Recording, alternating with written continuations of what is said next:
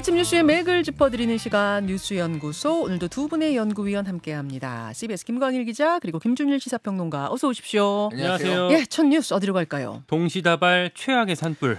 그러니까 전국 한 50여 곳에서 동시다발적으로 산불이 난 건데 네. 크고 작은 산불 다 합쳐서요. 네. 일단 큰 불만 보자면 한 4곳이 되는 건가요? 네, 큰 불 4곳. 이게 뭐 정의하기에 따라 좀 다를 수 있는데 작은 불 포함하면요. 금요일 날 6곳, 토요일 날 31곳, 어제인 일요일 날 15곳 해서 50여 곳에서 주말 동안 발생했다 볼 수가 있을 것 같습니다. 예, 지금까지 피해 상황 정리해 보죠.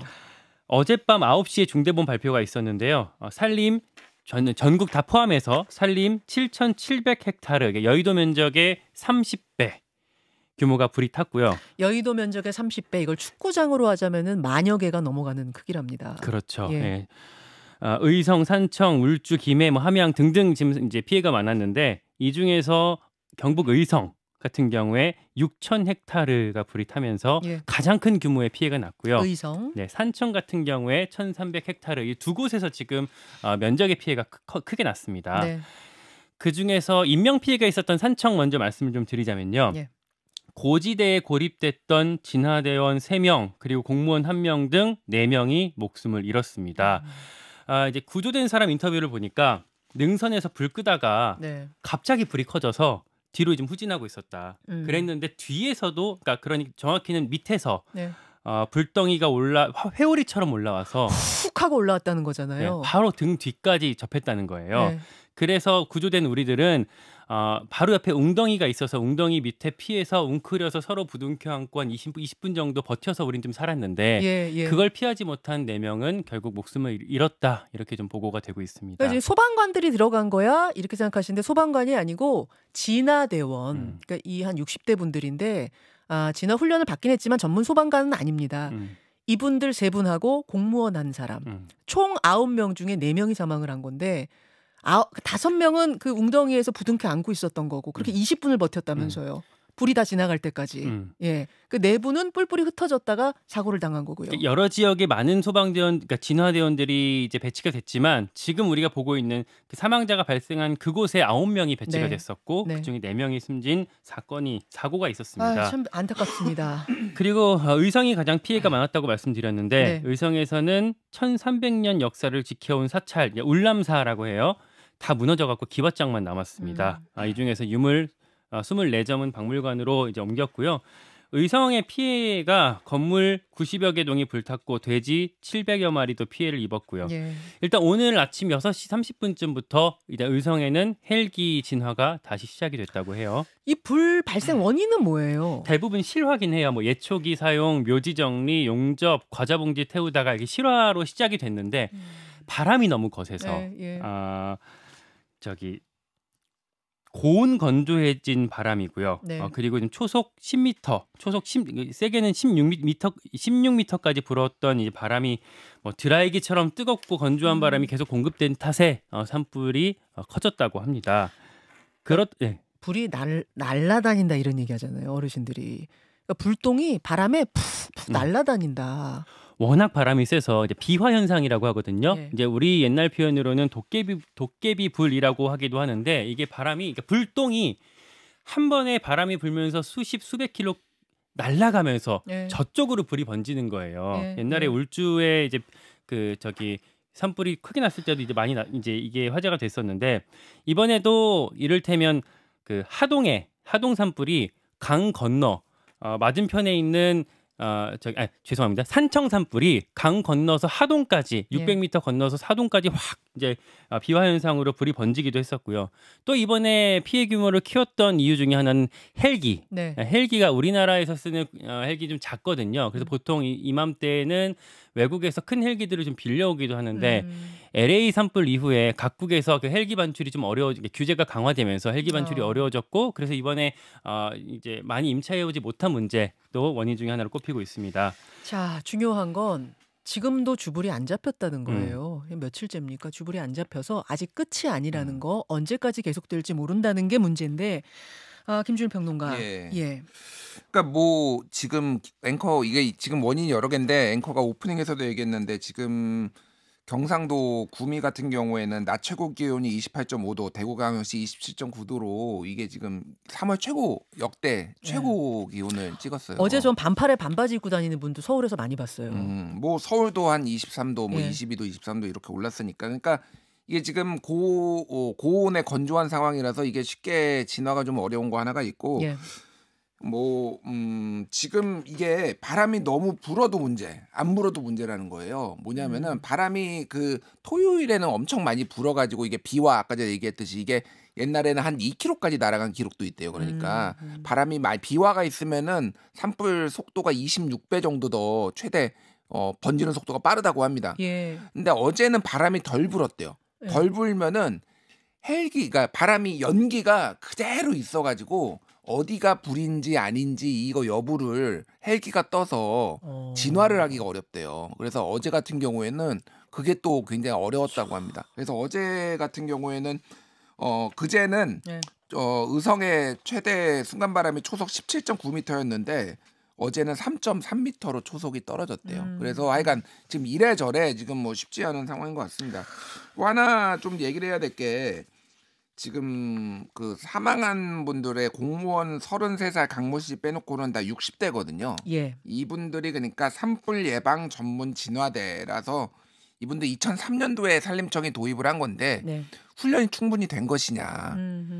그리고 고령화가 심각한데 지금 2022년의 경우 평균 연령이 61세였습니다. 이분들이. 예. 그리고 65세 이상이 33.7% 정도가 될 정도로 특히 이제 이게 산이 있으면은 네. 거기가 농촌일 가능성이 높잖아요. 그렇죠. 그러면 그렇죠. 농촌의 고령화가 이게 사실은 거기 기준으로 그 농촌의 기준으로 네. 보면은 청년이에요, 이분들도. 젊은 분들이에요. 그러니까. 그러니까 아까 전에 저희도 이 부분을 가지고 네. 제작진들끼리 토론을 했는데 조금 더 젊은 사람들을 진화대원으로 쓰면 어땠을까 이 얘기를 어떤 분도 하시는데 문제는 청년을 진화대원으로 쓰고 싶어도 농촌에 청년들이 없다는 겁니다. 네. 예. 그래서 어쨌든 더 교육을 좀 더 잘 시키고 물론 이분들이 뭐 이제 뭐 좀 안타깝게 사망하셨지만은 전체적으로 교육이 좀 떨어지는 거 아니냐 지금 비상 상황에 있어서 뭐 이런 얘기들이 좀 나오는 것 같습니다. 예. 그래서 오늘까지 좀 진화가 될지 여부가 오늘도 지금 비 소식은 아직 없거든요. 예, 그래서 예. 좀 지켜봐야 될 것 같아요. 예. 뭐 이번에 이런 일이 있었다고 진화대원 제도 자체를 없애 뭐 이렇게 극단적으로 갈 건 아니지만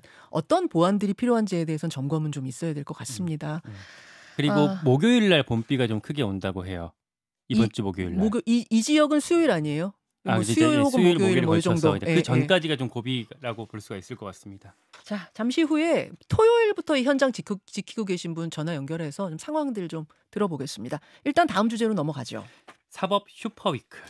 사법 슈퍼위크. 뭐 경랑의 한 주, 운명의 한 주 여러 가지 제목들이 나오던데 시작됐습니다. 오늘부터요. 네, 오늘 헌재에서 한덕수 총리 탄핵 심판 선고가 있고요. 수요일 날 서울 고등법원에서 이재명 대표 선거법 2심 선고가 있고 그리고 윤석열 대통령 탄핵 심판도 이번 주 후반에 나올 가능성이 지금으로서 이제 추론이죠 다 가능성이 있습니다. 먼저 한덕수 총리 탄핵 소추 사유가 5가지인데요. 이제 구체적으로 짧게 말씀드리자면 첫 번째 12상 비상계엄 사태에서 공모 묵인 방조했다는 의혹, 그리고 헌법재판관 임명 거부, 쌍특검법 거부권 행사 건의, 그리고 당정 공동 국정 운영 선포했던 거, 상설특검 후보자 추천 의뢰 지연했던 거 이런 것들이 5가지 탄핵 소추 사유로 들어가 있습니다. 예. 관전 포인트는 내란 이슈. 비상계엄의 위헌성, 불법성 문제가 한덕수 총리 탄핵 심판 결정문에 담길 가능성이 있습니다. 그러니까 물론 이제 그게 뭐 파면에 이를 정도로 중하냐 이런 판단이 좀 다르게 나올 수는 있겠지만 그래서 한덕수 총리에 대해서는 기각이나 각하 가능성도 있긴 하겠지만 이 내란 부분이 판단에 담길 여지가 있다는 거예요. 그러니까 지금 한덕수 총리를 탄핵한 이유로 국회가 든 것 중에 첫 번째가 12.3 비상계엄 사태 관련 내란 공모, 묵인, 방조. 내란이라고 들어갔거든요. 내란을 공모하거나 묵인하거나 방조한 거 아니냐가 탄핵 사유에 들어가 있어요. 네. 그러면은 오늘 뭐 기각이든 각하든 인용이든 간에 그 부분을 헌재가 어떤 식으로든 판단하지 않겠느냐 그 얘기예요. 내란이 위헌적이다, 불법적이다 이런 것들을 헌재가 혹시 판단의 결정문에 담게 된다면 이게 이제 윤석열 대통령 탄핵 선고 결정문에 어떤 뭐 미리 볼 수 있는 단초가 될 수 있다라는 거죠. 예. 반대로 한덕수 총리에 대한 탄핵이 인용되더라도 이 비상계엄 부분은 무관하다라고 본다면 빠질 가능성도 다 열려 있다고 볼 수가 있을 것 같아요. 예. 그리고 수요일 날 있을 이재명 대표 뭐 많이 아시겠지만 혐의는 일단 뭐 세 가지입니다. 김문기 모른다, 골프 안 쳤다, 국토부 협박 받았다 이런 건데 뭐 이를테면 성남시장 시절에 김문기 전 차장 몰랐다. 그리고 해외 출장 중에 이 사람이랑 같이 골프 치지 않았다.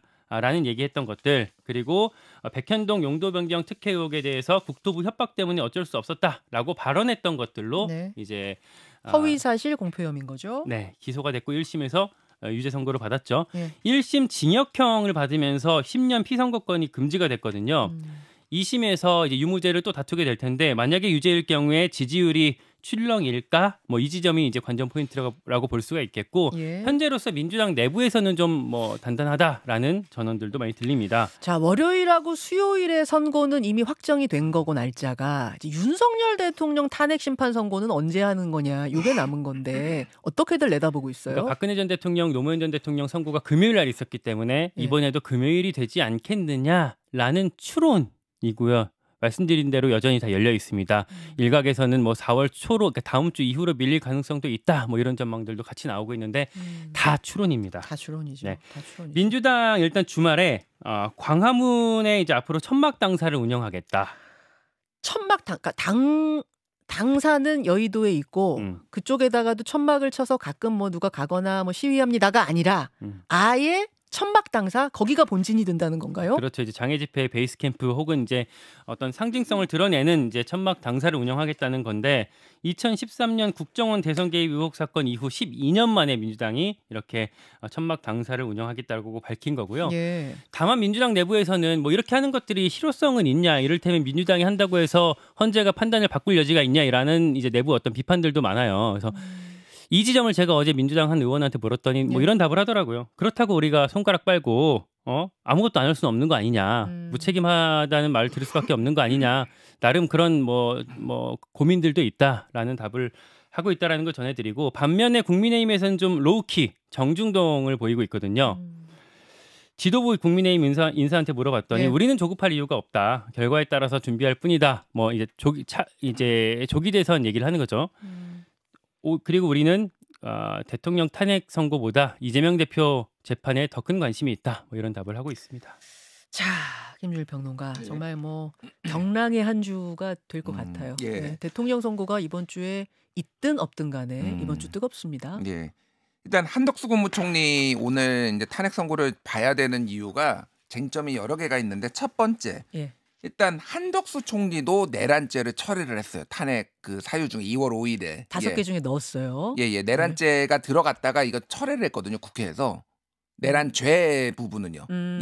윤석열 대통령하고 똑같아요. 지금 윤석열 대통령, 그러니까 이거 내란에 가담한 거와 내란죄가 이제 다른데 윤석열 대통령도 내란죄를 철회를 했잖아요. 그러니까 내란 혐의로 그러니까 지금 각하 국민의힘이나 이제 친윤 쪽에서 각하 얘기를 하는 게 내란죄를 철회를 한 게 문제다라는 식으로 이제 각하 얘기를 하고 있거든요. 오늘 그러면 한덕수 총리가 각하 되는지 안 되는지를 보면 되는 거죠. 그 내란죄를 넣었다가 뺀 그 사유에 대해서 첫 번째가 이제 그 쟁점이 그거고. 그러니까 내란죄라고 했다가 내란 혐의로 바꾼 거 그 말씀하시는 거죠. 그러니까 한덕수 총리도 내란이란 말이 좀 들어가 있거든요. 아니, 내란은 죄라고 돼 있진 않고. 그러니까 이제 형사 똑같아요. 그러니까 윤석열 대통령하고 논리가 똑같습니다. 그러니까 그때도 이제 내란의 혐의를 가지고 내란죄라고 넣었다가 이제 뺐으니까 그게 이제 각하 여부가 되는지 여부를 오늘 보면 첫 번째가 그 쟁점이고. 게다가 한덕수 총리는 이제 151명이냐 200명이냐 의결 정족수. 두 번째가 그거예요. 의결수. 이게 왜 중요하냐면은 어쨌든 지금 최상목 권한대행도 탄핵을 했잖아요. 이게 지금 이제 발의는 했는데 이제 투표는 아직 안 했어요. 그러면은 몇 명으로 기준으로 할 것이냐. 여기에서 이제 판단이 나오는 거죠. 그러니까 뭐 실익이 있든 없든 어쨌든 정확하게 이게 부분적으로 나오니까 이를테면은 150명이면 각하가 될 수 있거든요. 이 사건이. 그런데 이거를 부분적으로 예를 들면 총리 대항 한 게 2건 그리고 지금 권한대행이 했을 때 3건이거든요. 지금 5건 중에. 그럼 부분적으로 이거를 다 판단해 줄 수도 있어요. 예를 들면은. 그러니까 그거를 이제 오늘 이제 봐야 되는 게 하나가 있고 또 하나는 이제 헌재 입장에서는 좀 고민이 되는 게 지금 5개 사유 중에 헌법재판관 3명 임명 안 한 거. 나중에 이제 최상목 대행이 2명을 임명했잖아요. 그러니까 정계선, 조한창, 마은영 임명 안 하겠다라고 했잖아요. 그러니까 이것 때문에 파면될 가능성이 그나마 약간은 있다라는 얘기들이 나와요. 그러니까 헌재 입장에서는 이 사람들을 임명을 안 한 거를 그냥 인정을 해버리면 앞으로 모든 대통령들은 그냥 맘대로 임명 안 할 수도 있는 거 아니에요. 위원이라고 하더라도 파면될 정도는 아니니까. 그래서 이거에 좀 고민이 있을 거다. 하지만 어쨌든 이거를 엄격하게 죄송합니다. 엄격하게 지적은 하되 파면될 정도는 아니다라고 할 가능성이 지금으로선 상당히 높다. 뭐 이렇게 보시면 될 것 같아요. 그러니까. 그러면 정치권 이거는 김관일 기자한테 좀 질문할까요? 정치권, 그러니까 민주당이든 국민의힘이든 한덕수 총리 건에 대해서는 어떤 의견들이 많습니까? 어떤 결론이 나올 거라는 관측들이 많아요? 그러니까 국민의힘에서는 기각될 거라는 관측이 아주 상당히 많고 네. 반면에 민주당에서는 뭐 반반 정도 되는 것 같습니다. 기각이다라는 의견도 있지만 뭐 인용될 만한 뭐 요건이 충분하다라는 의견도 많이 있습니다. 그래요. 네. 한덕수 총리 건은 이제 한 2시간 반 뒤면 어차피 결론이 나오니까요. 그때까지 좀 보기로 하고. 그러니까 이재명 대표 짧게 얘기를 하면은 민주당에서 지금 내일 윤석열 대통령 탄핵 심판 선고하라고 지금 얘기를 했거든요. 예. 불가능해요. 어쨌든. 불가능하다라는 건 일반적으로 이틀 전에 보통 얘기를 했으면 지난주에 했어야 되는데 이게 사실 순서가 지금 윤석열 대통령 그러니까 이재명 대표 2심보다 윤석열 대통령은 먼저 해야 된다. 뭐 박찬대 원내대표나 얘기를 했는데 네. 이게 그러니까 아무런 어떤 효과가 없는 거죠. 그러니까 실익이라기보다는 이게 아까 얘기했지만은 실제로 이게 뭐가 그렇게 받아들여질 가능성은 없는 거잖아요. 그러니까. 그게 무슨 말씀이세요? 그러니까 연 이틀 이렇게 나올 가능성은 헌재에서 없다? 그렇게 오늘 하고 내일 하고 그럴 가능성도 없고 이미 그러니까 지난주에 그렇게 하려면은 이미 이제 임명을 발표를 했었어야 되잖아요. 제가 말씀드린 거는 뭐냐면은 민주당이 지금 다급하다라는 거예요. 이재명 2심을 앞두고 지금 굉장히 다급해서 지금 약간 뭐 별로 의미 없는 얘기조차 지금 막 던지고 있는 그런 상황이다. 지금 이게 굉장히 지금 이 이재명 대표 2심의 결과에 지금 촉각을 곤두세우고 있다. 좀 이렇게 보면 될 것 같아요. 예. 다만 민주당의 반론은 저 같은 질문 어제 좀 했는데 반론은 막 그렇기 때문에 사실 우리가 지금 그러니까 민주당 입장에서 우리가 이재명 2심 때문에 대통령 선거를 빨리 하라고 얘기하는 건 아니다. 이미 그건 지났기 때문에 그렇게 될 수 있는 여지는 이제 이번 주말 거치면서 지났기 때문에 그것 때문에 하는 건 아니다라는 뭐 반론까지 전해드립니다. 자, 오늘 뭐 이 세 개의 선거에 관해서는 1부, 2부 걸쳐서 많은 이야기들을 하게 될 거니까 여기까지 일단 정리를 하고 세 번째 이야기로 넘어가죠, 김광일 기자. 네, 연금 개혁 후폭풍. 자, 연금 개혁 더 내고 더 받는 걸로 여야가 18년 만에 합의를 했는데 정치권에서 후폭풍이 상당하네요. 정치권 내 반발이 크게 두 가지 갈래가 있는데요. 네. 하나는 청년층, 두 번째가 여당 내부의 반발입니다. 첫 번째 청년층 반발은 반대 표결한 젊은 의원들이 꽤 많았어요. 어제 국민의힘 의원들하고 민주당 의원들하고 같이 기자회견하는 거 오랜만에 본 것 같아요. 오랜만에 봤죠. 국민의힘 김용태, 김재섭, 우재준, 민주당 이소영, 장철민, 전용기 여기에 개혁신당 이주영, 천하람 의원까지 다 30, 40대 의원들이거든요. 네. 기자회견을 열었고 강화된 혜택은 기성세대부터 누리면서 그로 인해 추가되는 부담은 또다시 후세대의 몫이다 이렇게 비판을 했습니다. 한마디로 왜 청년층만 이렇게 더 내야 돼요? 이 얘기한 거죠. 그러니까 특히 많이 지적하는 게 뭐냐면 이게 더 내고 덜 받기잖아요. 더 내고 더 받기. 더 내고 더 받기죠. 네. 근데 더 내는 건 이제 점진적으로 더 내게 되는 거거든요. 이제 네. 0.5%씩 올라가게 되는데 반대로 더 받는 건 내년부터 적용이 됩니다. 그래서 어른들은 당장 지금부터 더 받는데 더 내는 사람들, 그러니까 우리들은 결국 불리해지는 거 아니냐. 20대인 우리는 지금부터 얼마를 더 내야 되는 거예요? 이제 이렇게 되는 건 거죠. 그렇죠. 그럼 그 사이에 바닥나면 어떻게 합니까? 요게 이제 반대하는 청년들 주장인 거고 찬성하는 분들 입장에선 이렇게 해서 끝나는 게 아니라 여기서부터 시작해서 계속 개혁을 해나가겠다는 거다. 그렇게 손해 안 볼 거다. 이제 이런 얘기하는 거고. 그렇죠. 반론은 그렇고요. 두 번째 갈래, 국민의힘 내부의 갈래는 국민의힘 연금특위위원장이었던 박수영 의원이 국회에서 기자회견을 열었는데 특위 전원이 사퇴하겠다고 했습니다. 아니 연금특위가 예전에 좋은 안을 만들어 놨었는데 왜 이 좋은 안이 다 무시되고 뭐 정치적으로 이제 타결되고 끝나버리냐라고 했던 건데 그 박수영 의원이 말했던 국민의힘의 좋은 안이 뭐냐면 보험료율, 그러니까 내는 돈은 현 9%에서 13%로 점진적으로 인상하되 여기까지는 똑같아요. 네, 근데 소득 대체율 이제 받는 돈이죠. 받는 돈은 그대로 유지하는 방안, 안 올리고 이걸 제시했었거든요. 근데 이게 묵살됐다라는 주장을 하면서 사퇴를 했습니다. 아니 국민의힘 연금특위 위원장이 사퇴했다는 얘기는 그럼 합의를 한 거는 그냥 온전히 지도부 뜻이었던 거예요? 그렇게 되는 거예요? 맞아요. 이게 사실 제가 이제 취재를 좀 해봤는데 지도부 내부에서도 잘 공유가 안 됐더라고요. 이게 어떻게 합의가 됐는지. 네, 그래서 사실은 이제 갑자기 타결됐기 때문에 내부에서 반발들이 이렇게 터져 나오는 거고. 그러니까 왜냐하면 제가 그런 질문들을 많이 했거든요. 아니. 협상할 때 그럼 의견을 내고 받아들이게 그렇죠. 해야지 왜 뒤늦게 와서 이렇게 나서냐라고 질문을 많이 여기저기 했더니 다들 하는 말이 몰랐다. 갑자기 이렇게 타결됐다. 타결될 줄 알았으면 우리가 좀 더 적극적으로 했을 텐데 전격적으로 합의됐기 때문에 이렇게 우리가 뒤에 반발할 수밖에 없는 거다라고들 얘기를 하고 그러면 있습니다. 그러면 권성동 원내대표의 뜻인 거예요, 온전히? 아마도 그런 이제 어쨌든 권영세 비대위원장이랑도 같이 이제 공유를 했을 테지만 그 투톱 간의 어떤 결정이 나왔던 것 같습니다. 이렇게 되면서 이제 거부권 행사해야 된다는 얘기가 막 또 나오더라고요. 특히 어제 한동훈 대표, 이제 국민의힘의 대권 주자 중 한 사람인 한동훈 전 대표가 이렇게 표현을 했어요. 바로 연금을 더 받는 86세대는 꿀을 빨고 올라간 돈을 수십 년 내야 되는 청년 세대는 독박을 쓰는 거다라고 비판을 하면서 거부권 논의해야 된다라고 지적을 했었어요. 그러자 또 홍준표 시장이 뭘 모르고 또 저런 소리 한다라고 썼다가 그건 삭제했다고 그러더라고요. 다만 거부권에 대해서는 지금 이제 여당 내부에서도 사실 의견이 많이 엇갈리고 또 최상목 대행이 그러니까 건의를 한다고 하더라도 최상목 대행이 받아들이지 않을 가능성이 또 상당하기 때문에 결론적으로는 거부권보다는 이제 구조개혁을 했을 때 그때 어떻게 할 것이냐 그리고 청년층의 목소리를 어떻게 반영할 것이냐 이런 것들이 아마 의제가 될 것 같습니다. 자, 이 질문도 잠시 후에 저 안철수 의원한테도 한번 드려볼게요. 두 분 수고하셨습니다. 고맙습니다. 김현정의 뉴스쇼는 시청자 여러분의 참여를 기다립니다. 구독과 좋아요, 댓글 잊지 않으셨죠? 알림 설정을 해두시면 평일 아침 7시 10분 실시간 라이브도 참여하실 수 있습니다.